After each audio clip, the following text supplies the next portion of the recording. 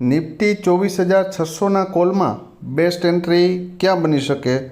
તો સૌથી પહેલી બેસ્ટ એન્ટ્રી તો મારા મત મુજબ આ પ્રીમિયમ જો ભૂલમાં મોર્નિંગમાં તમને 34ની આજુબાજુ સપોર્ટ લેતું દેખાય, બરાબર, 34એ તમારી એન્ટ્રી બને અને 54ને જો બ્રેક કરી દે ને તો 88 સુધી બલિદાન દઈ શકાય અને એનાથી ઉપર જાય તો 117 સુધી જઈ શકે, બરાબર. ધારી લ્યો કે આ પ્રીમિયમ થોડું ગેપ અપ ઓપન થાય 117ની આજુબાજુ અને 88ની આજુબાજુ આવે અથવા તો ક્લોઝિંગ આવે ને અહીંયાથી સપોર્ટ લેતું દેખાય 117ને બ્રેક કરી દે તો 187ના ટાર્ગેટ માટે બેસી શકાય.